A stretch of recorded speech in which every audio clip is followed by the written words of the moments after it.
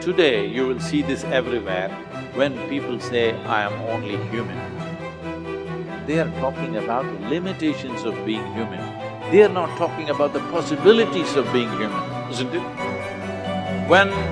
If we are the most intelligent species on the planet, if we are the most capable species on the planet, should we be talking about our possibilities or should we be talking about our limitations?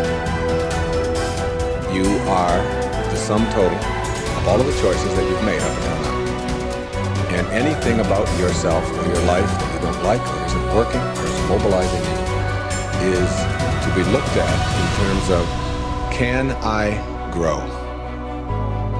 Rather than, why did I do it, or isn't this wrong? I don't like what I've done. I don't like the fact that I can't do this well or I can't do that well. So I will list these things in my own repertoire, and then I will be constantly trying to repair those deficiencies, always assuming that I'm deficient, that there's something wrong with me, and I'm trying to fix it. And when you do that, you spend your whole life doing that. But in order to be the winner you were born to be, you must plan to win, you've got to prepare to win, and you must expect to win. And if you don't plan to win, and if you don't prepare to win, then you have no legitimate reason for expecting to win.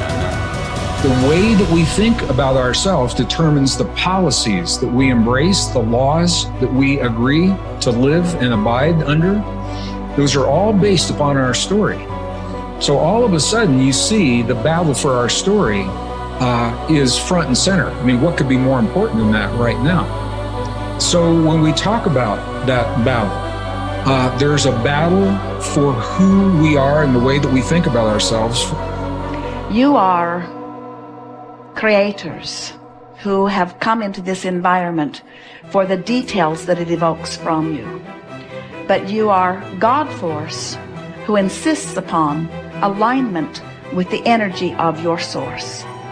And it is our knowing that as you move forward from this day, never again will you feel negative emotion without blessing the importance of it. Because in the negative emotion is the indication that you are setting forth for this universe expansion.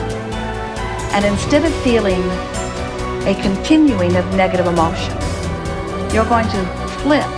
You're going to take the bounce. You're going to feel the solution that your problem has pointed. So then as you begin to think about a new possibility, and your brain begins to fire in new sequences and new patterns and new combinations, and you begin to plan your behaviors, and you begin to review in your mind, mentally rehearse who you're going to be in your life. The mere action of mental rehearsal begins to install the neurological circuits in your brain. Now your brain is no longer a record of the past. Now it's in fact a map to the future.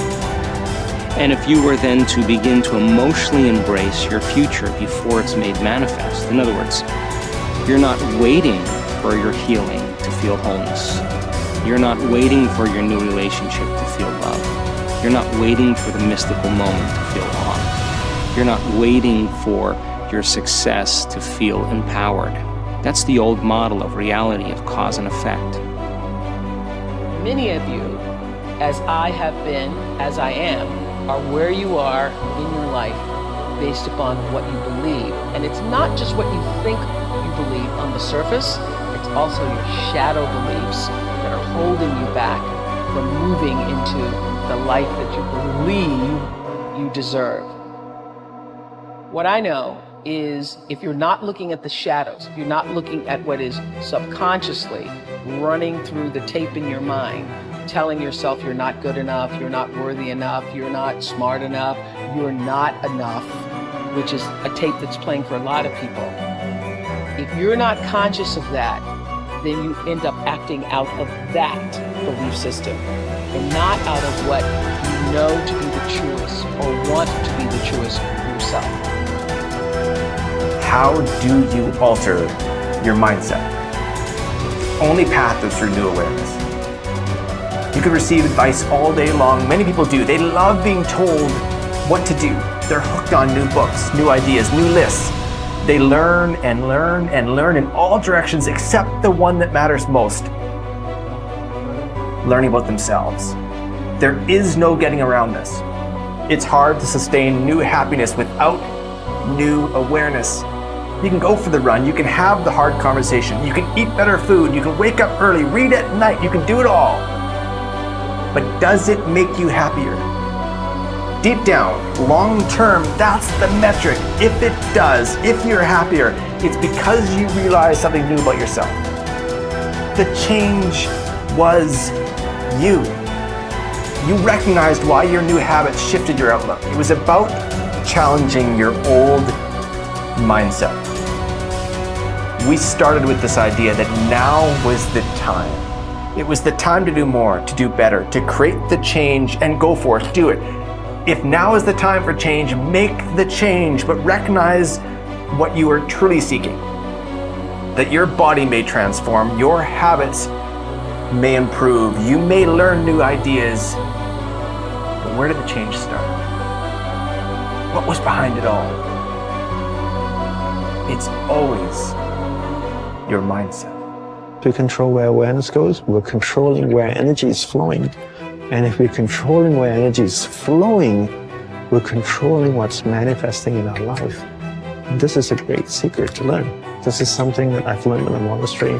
My guru shared with me that's really changed my life. Because I've realized that all I need to do is control where my awareness goes.